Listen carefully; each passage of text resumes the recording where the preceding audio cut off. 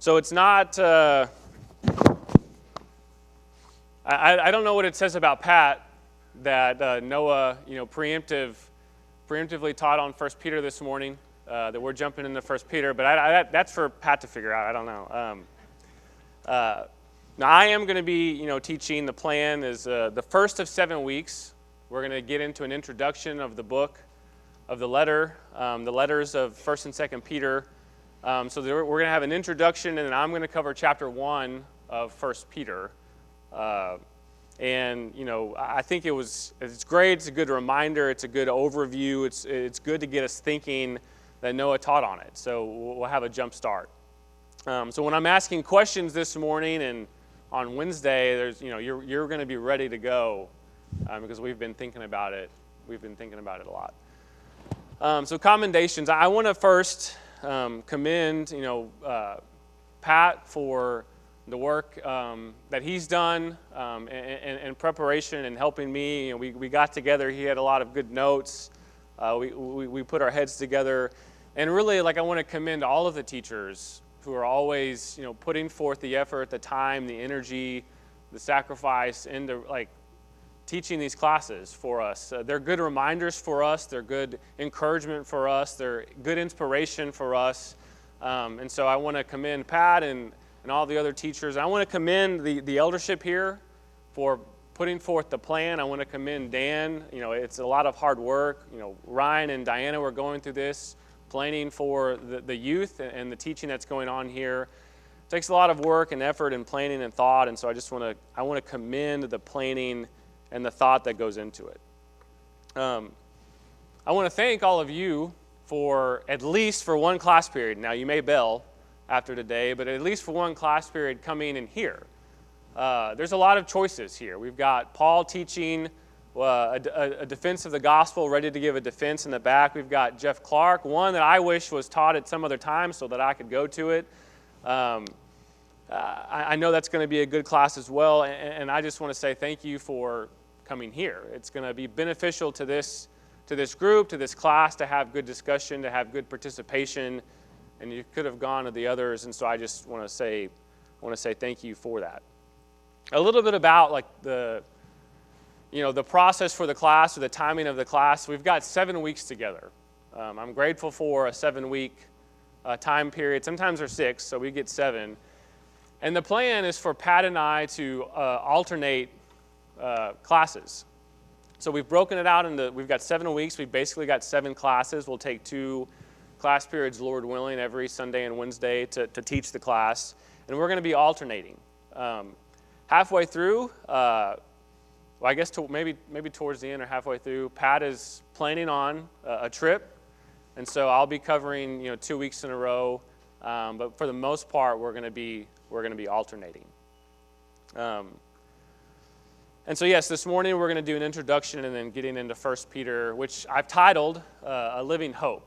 If that sounds familiar to you, well, Noah and I were thinking along the lines of how you should title for 1 Peter chapter 1, A Living Hope. Before we get into the introduction, William, will you say a prayer for us? Father in heaven, Lord, we come before your mighty throne this morning with thanksgiving in our heart. Thankful, Father, for you allowing this time for us to be together, brothers and sisters. We pray, Father, that the words that we hear from your holy word touch our hearts, mold our minds, Father. Help us to be transformed by what we hear from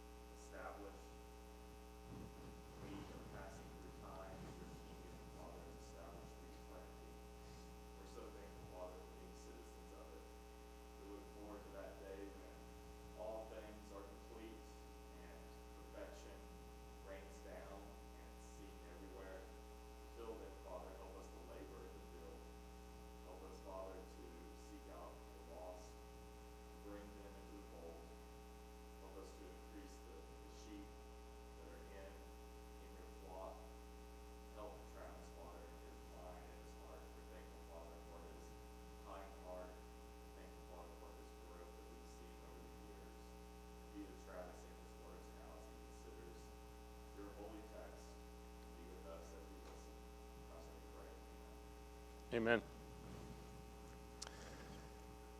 Thanks, Will. I'm also grateful for the return of Will and Skylar. They just were traveling to China, so it's great to have them back. I admit, this is a joke, but I picked Will to say the prayer because he's jet lagged. They just got in late last night, so I was testing them. That was great. Thanks, Will.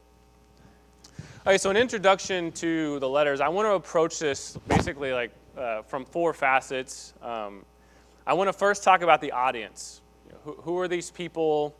What were they like? What was their day-to-day? Like, what is the culture they lived in? I want to learn about the audience whose Peter is writing to. I want to learn about the relationship that Peter had to these individuals, what connections or what connection he would have had to them. How would they have seen him? And how could he have an influence on them? I want to look at the historical context, what was going on in the region, what was going on in that time frame. And then I want to look at the purpose of the letter from a grand perspective, the 10,000-foot view. What is the purpose of Peter writing this letter to his audience? And then once we get through the introduction, we'll jump into chapter 1. And so first, the audience. I had a question sheet, and if you don't have packets or you don't have the question sheets, the question sheets for today and Wednesday, and then Pat's got his out there as well for the following week. They're out in the foyer. But I put down the question, who is Peter addressing in these letters? Who is he writing to? And I think if you read through the context and if you do a little bit of studying around around that time frame, which was around 60 to 65 AD, you can learn a lot about a lot about his audience and starting to put our feet in their shoes, and kind of look at life from their perspective. We can learn a lot about these individuals. And in the very first verse, so 1 Peter chapter 1, verse 1, he's writing to exiles of the dispersion. And so these are people who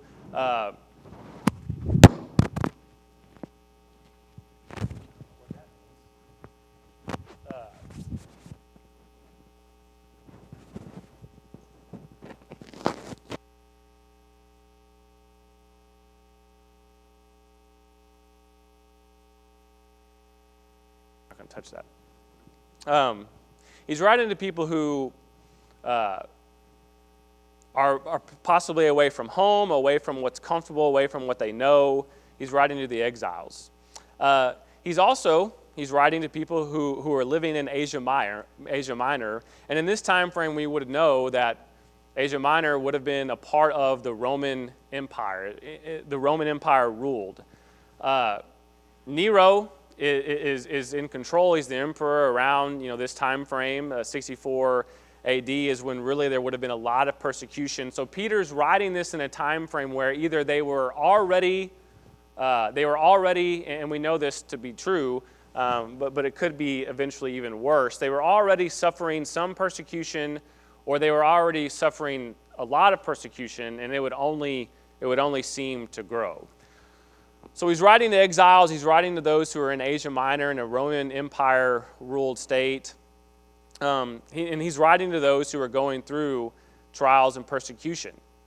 I'm going to pause here for a second because when you're talking about one of the purposes of the book, you have to understand the themes of 1st and 2nd Peter, especially 1st Peter. And the idea of going through trials and persecution is all throughout the book. Literally, it's in every of the first 4 chapters.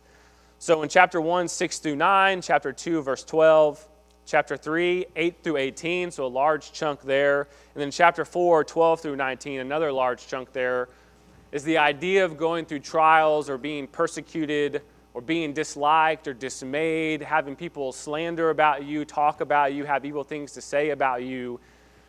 And so Peter's writing to a people who are exiled, who've been through a dispersion. They're in a tumultuous area at that time for a Christian, and he's acknowledging you're already going through these challenges.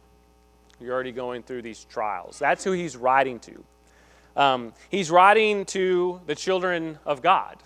This is a theme throughout the book, as he's saying, hey, You are children of God. Even though you're going through these trials, I'm going to remind you, I'm going to speak it into existence that you remember that you are a child of God. Very recently, I had the opportunity to coach, along with Dean, a 10U baseball team. And quite often I would tell them, hey guys, you've practiced this. You've got this. You can do this. You've worked on this. You remember this.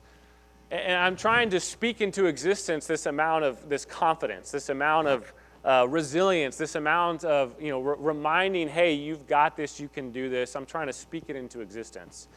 And there's a lot of that going on here. So Peter is telling these exiles, these pilgrims, these people who are dispersed, you are children of God. And you can see this throughout the book, throughout the letter. 1 Peter chapter 1, verse 14, as obedient children, do not be conformed to the passions of your former ignorance. He directly refers to the believers as obedient children,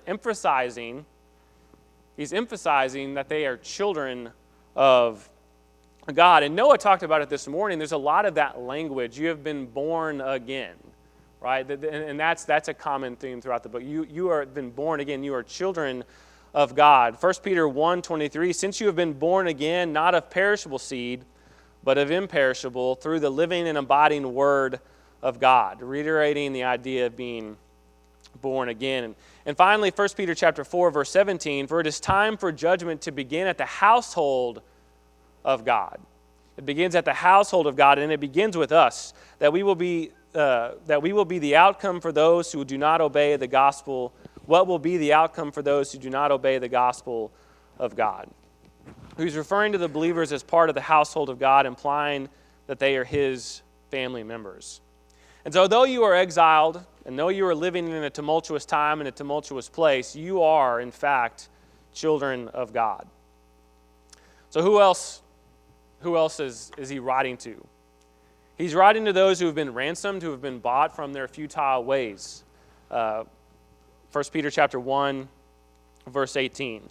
He's writing to believers in God. So not only are you children of God, I am telling you, you are also believers of God. I'm reminding you, you are believers of God. It's reinforcement, speaking it into existence. 1 Peter chapter 1, verse 7, so that the tested genuineness of your faith, more precious than gold that perishes though it is tested by fire, may be found to result in praise and glory and honor at the revelation of Jesus Christ. You've got a genuine faith. I'm telling you this. I'm reminding you of this. Your faith is genuine. Verse 8, though you have not seen him, you love him. So even though you do not see him and you are going through these physical trials, you cannot physically see Jesus, and that is hard. That was hard then, it is hard now. When we go through these physical trials, but we cannot physically see Jesus, it's hard. And he's saying, you believe in him. You love him. Though you do not see him, you believe in him and rejoice with joy that is inexpressible and filled with glory. So for people who would have been going through these various trials and persecutions, he's just telling them, look, you have joy. I know you do. I've heard of you. I know who you are. I know the mindset of a Christian, those who believe and who remember that they're children of God. So you've got this joy. Again, he's kind of reminding them or speaking it into existence, if you will. 1 Peter chapter 1:21, who through him are believers in God, who raised him from the dead and gave him glory, so that your faith and hope are in God. This explicitly confirms that the audience is composed of believers in God. So they are exiled, they're away from home, they are children of God, and they are believers in God. That's who he's writing to.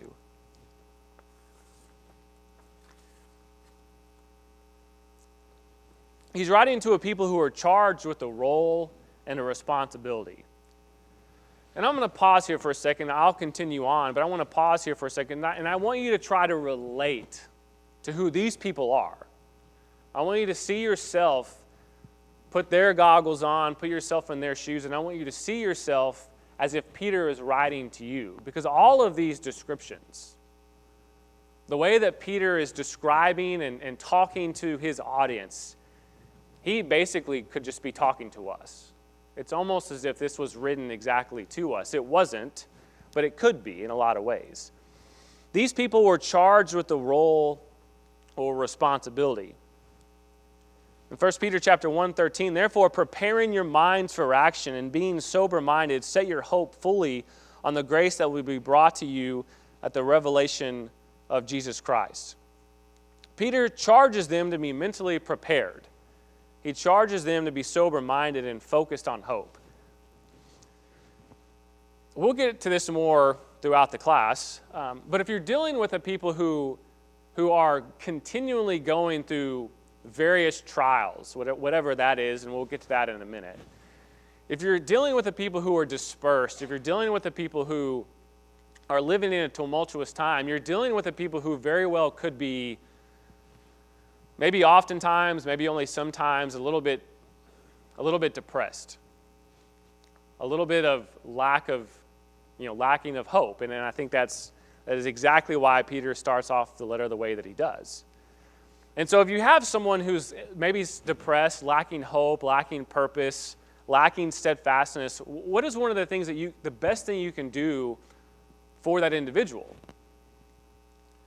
One of the best things you can do for that individual or that type of audience is give them purpose. Give them something to be about.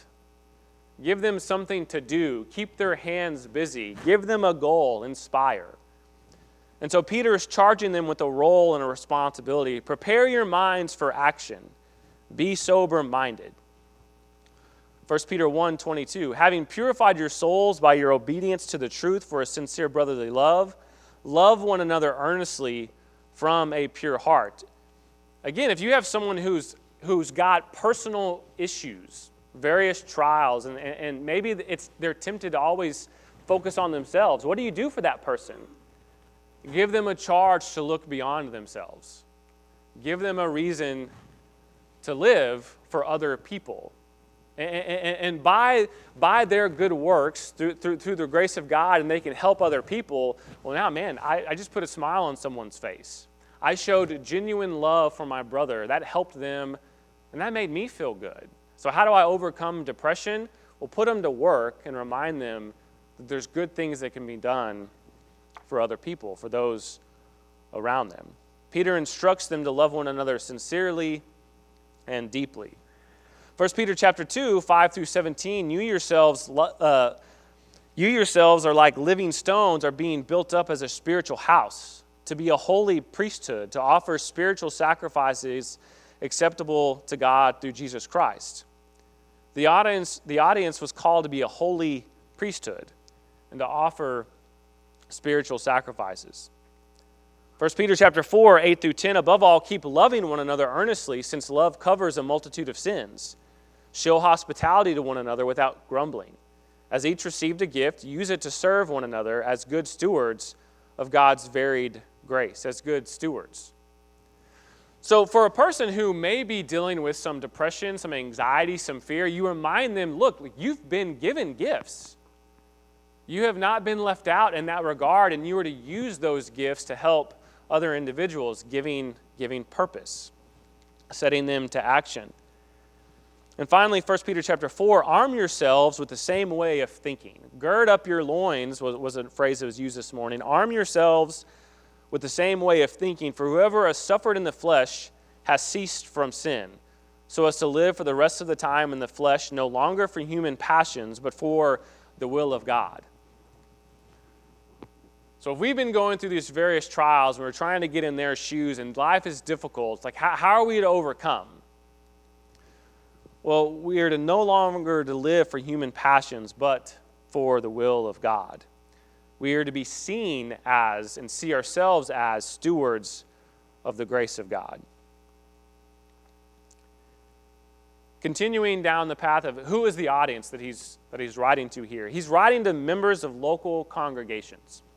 And I think you can see this in 1 Peter chapter 5 when he talks about elders. For there to be elders, you've got to have a flock. And if there's a flock, you've got to have members of that flock. And so he's speaking to people who are worshiping in different local congregations. In the very first two verses, or verse 1, you have a list of locations, right? 1 Peter chapter 1, those who are in Pontus, Galatia, Cappadocia, Asia, Bithynia, those are different locales.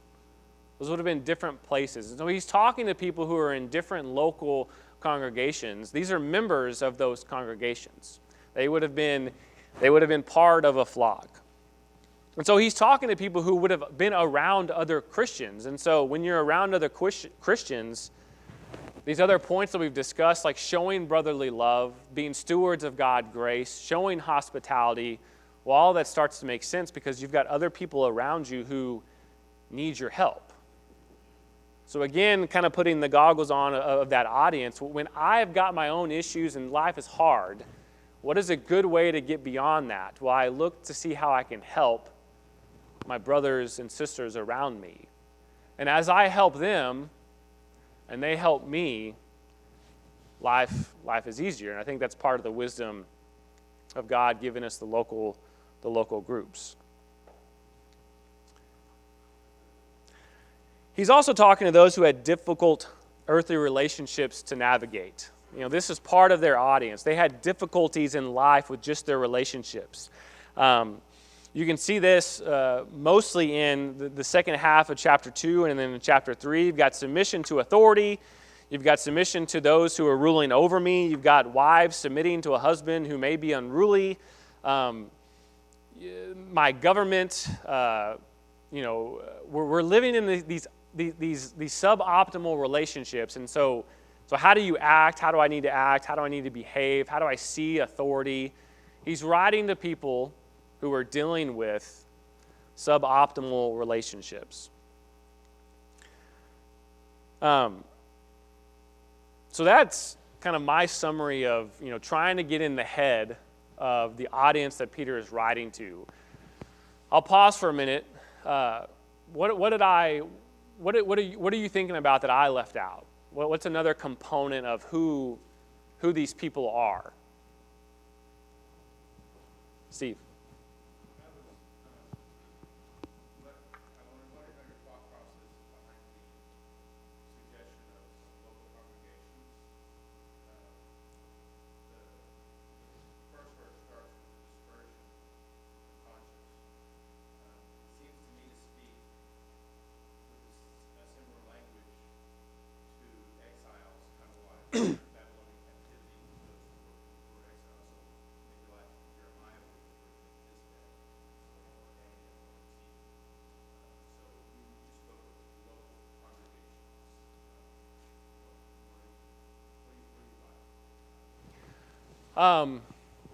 Well, I'm trying to determine and give what I think is an accurate depiction of who these people are and would be.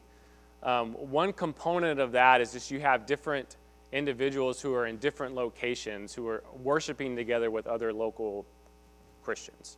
I draw that conclusion because when I read that list, I see and then I see multiple different locations. And so not all of the people that he's writing to are in the same place. And then combined with chapter 5 where he's talking about elders, again, the logical stepping stones that I used is you've got elders who would have a flock, and what make up that flock is individual Christians. That's how I come to that conclusion.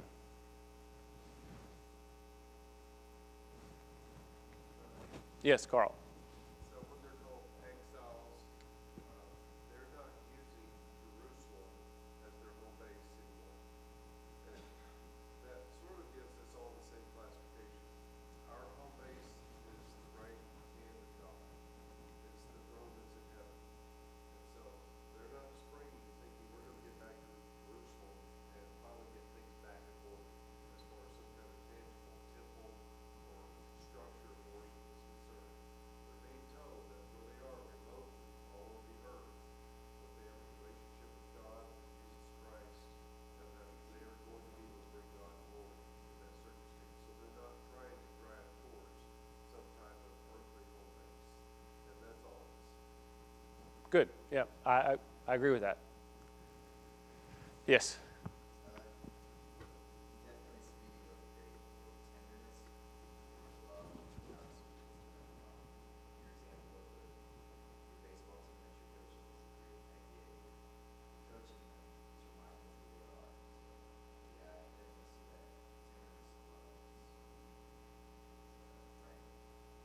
Great.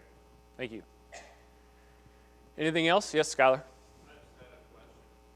Is there any value in determining if the audience was primarily Jewish or Gentile? Is there any value in determining whether or not they are primarily Jewish or Gentile? I will ask to let me dwell on that and get back to you. I could rattle off an answer off the cuff. I don't know how good it would be. I would say maybe, like, if we're trying to get inside their heads, there would have been difficulties that a Jewish individual would have had versus a Gentile. I know that there was some especially harsh, trials and persecutions that would have come to the Jews. But I think ultimately, once Nero was in place and he just generically placed some of the persecution on Christians, at that point, I don't know. I don't know what the difference would have mattered. But I'm sure there's a better answer than that. So let me think about that, and I'll come back. Pat. We've been dancing around it, but I think a number of us have ideas of what it means in verse 1 to the pilgrims of dispersion. I think Carl was assuming we're talking about Jews who've been scattered from Jerusalem. There's a lot of different opinions on who that is. I think it's just referring to Christians, whether Jewish or Gentile. We're pilgrims. They're living in a country. They're scattered throughout Asia Minor, and they're living in hostile territory. This is not their home. That's kind of the theme throughout the book. They're strangers. And one reason I think that is because he refers to several things in the book that indicate a Gentile background. In verse 18 of chapter 1, knowing that you were not redeemed by corruptible things like silver or gold from your aimless conduct received by tradition from your fathers. I don't think that's the Jews. And then also in chapter 4, he says, for we have spent enough time of our past lifetime doing the will of the Gentiles, when we walked in lewdness, lust, drunkenness, revelries, drinking parties, and abominable idolatries. And in regard to these, they think it strange you do not run with them in the same blood of dissipation committing evil. I think he's talking about Gentile there. He's, I think, using accommodative phrasing when he says we, but that is largely a description of Gentile behavior. All right. Anything else? Okay, we will move on to the relationship that Peter had with this audience, and I think we're going to very much touch on the theme of, like, who these people are and where are they from. So I asked the question in the sheet, like, what possible connection or relationship might Peter have had with this audience? Reflect on Peter's background and his role in the early church, and I think, basically, who these people were as far as, like, their ethnic or national background. Really, there's Jew or Gentile is a possibility. With the stoning of Stephen and the great dispersion, that were the great persecution that took place in Acts chapter 7, Acts chapter 8, you have Christians leaving Jerusalem and going out, right? Going out into the world. And so who was there in Jerusalem who would have been a big part of that early church? Well, that would have been Peter.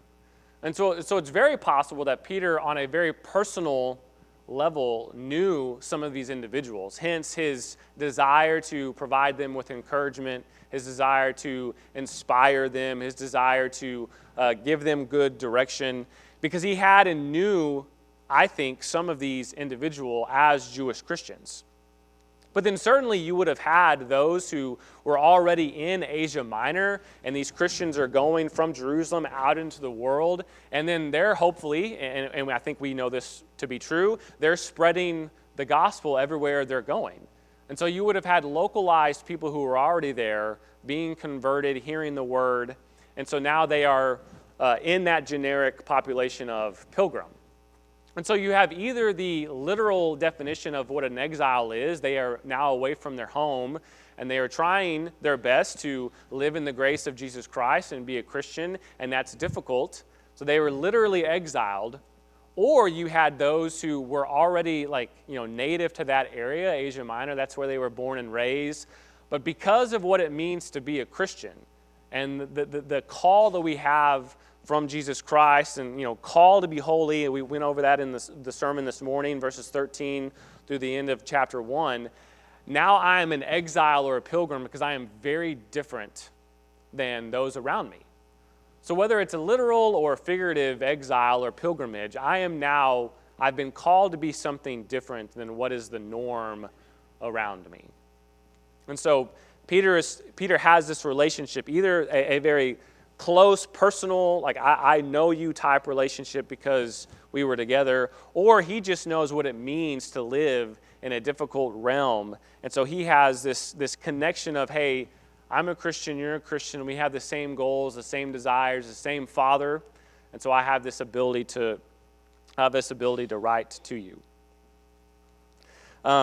Peter also could relate to just about all of those who he was writing to.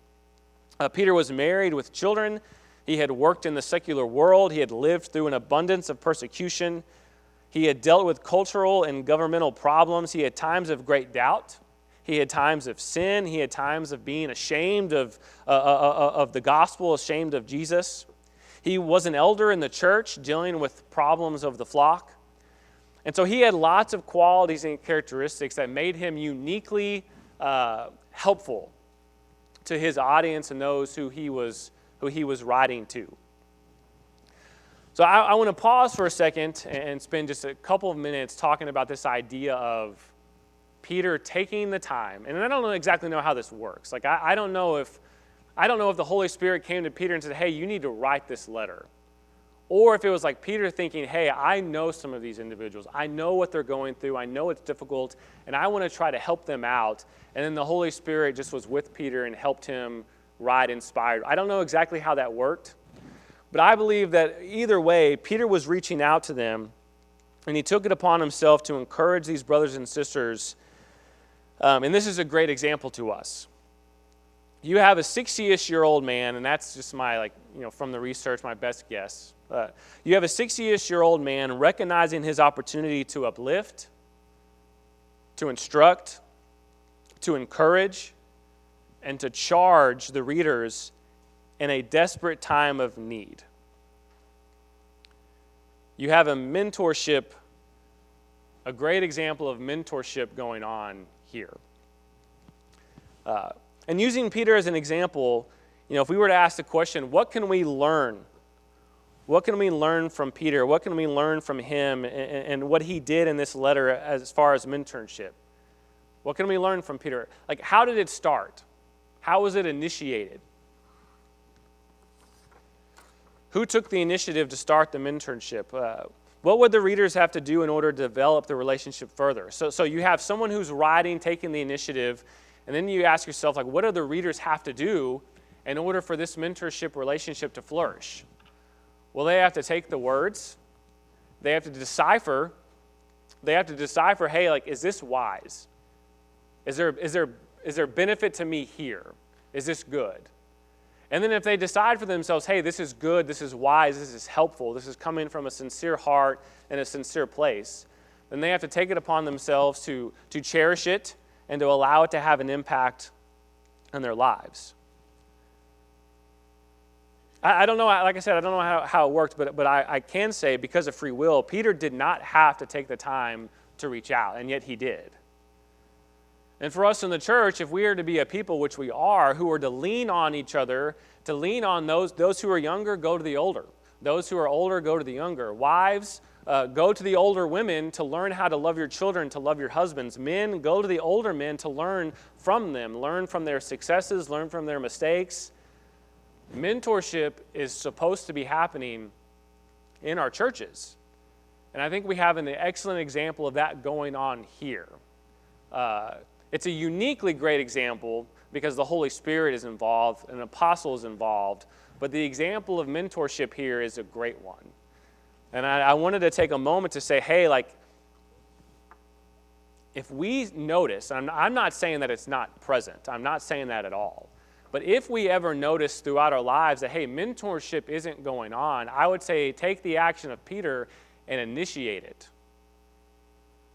Either go ask for help for those who you find wise and can be beneficial and inspire you and charge you and tell you what you need to hear. Or if you're older and can give some wisdom, find someone to mentor. Because I think that's what Peter's doing here. That's all I had on the relationship between Peter and his audience. So what do you have as far as adding to that?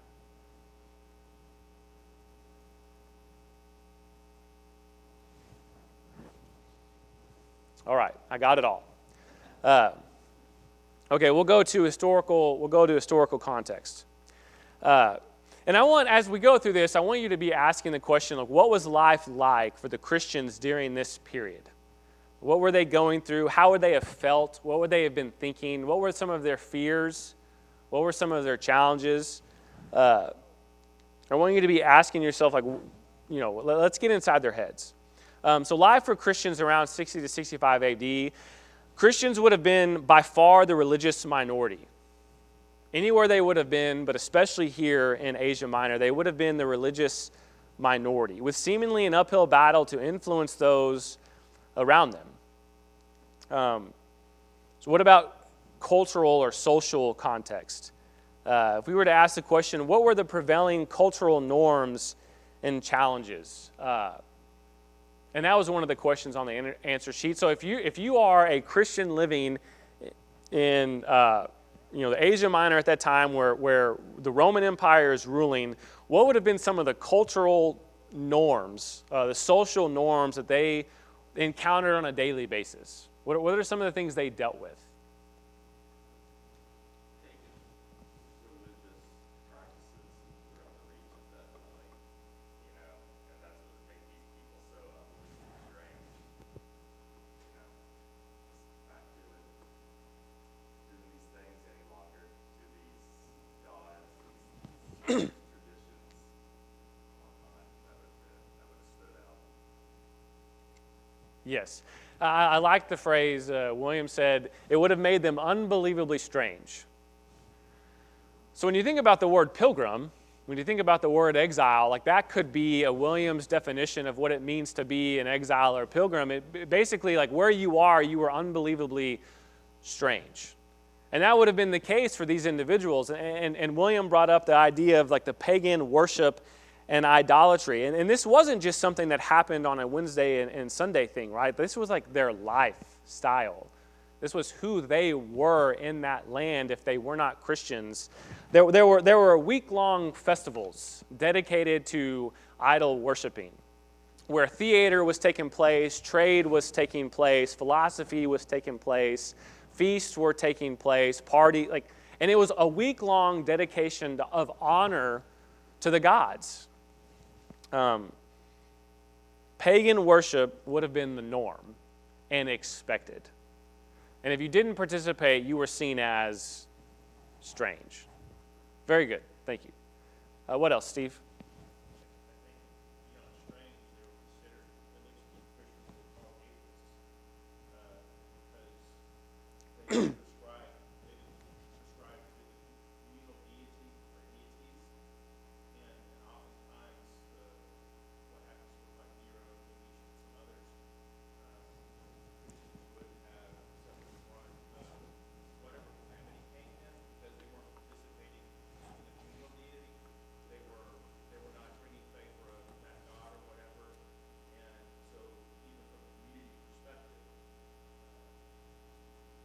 it would have been seen in a suspicious light in a minor sense, but in a severe sense, severe persecution. I think Peter's letter, the elect, God's chosen, that's kind of the really important part of how he opens up is, yeah, this is really hard to come back, but you are still chosen. Good. Yeah, I think the idea to go along with the pagan worship would have been the polytheism And if you aren't worshiping these different gods, and some of them would have been Zeus, Artemis, Apollo, Athena, god of sky and thunder, goddess of hunt, god of music and the sun, Athena, god of wisdom, warmth. Like, if you weren't worshiping them, if you weren't giving them their due honor, well then yeah, you could have been seen as an atheist. If you weren't worshiping the emperor, praising him and honoring him and glorifying him, that could have been seen as suspect. To go along with the idea of suspect, for a people who it would have been innately dangerous for them to worship the one and only true living God, oftentimes what did they have to do? They had to secretly meet in each other's homes where a group of people were getting together and no one else really knowing, like, hey, like, what's going on over there. You could see how someone could see them and say, well, that's weird. That's suspicious. Like, what are they doing over there? They don't come to our festivals, and yet they're gathering together. You could see how suspicion would come into play.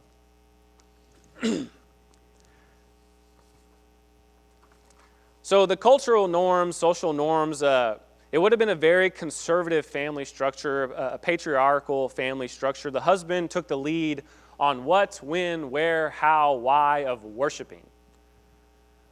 So in the context of, 1 Peter chapter 3, how should the Christian women and children respond to a man who was going along with the cultural norms? They would have been very much expected to go along with the husband's lead. So if you were a Christian woman with a pagan worshiper husband, that would have been very difficult. Personally, culturally, socially, we use the word strange, we use the word suspect. How would it look for the husband to go to the festivals, to go to the pagan worshiping, but the wife takes the children to this suspicious activity that's going on in this home, and we don't really know what they're doing? Like, that would have been weird. That would have been against the norm. And then finally, the moral and ethical norms of the time, like normal behavior for those in Greco-Roman times in that world often conflicted with the holy standards of God. Very loose regarding sexual purity. Their sources of entertainment, gladiator fighting, theater, it would have been very loose. It would have been very violent. It would have gone against the nature of what is godly. It would have gone against the moral code of the New Testament Christian.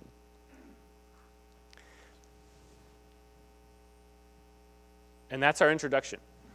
That was pretty much it for the introduction. There was a little bit more. We'll get into the purpose of the letter, and then we'll get into chapter 1 on Wednesday, Lord willing. Thank you for the comments.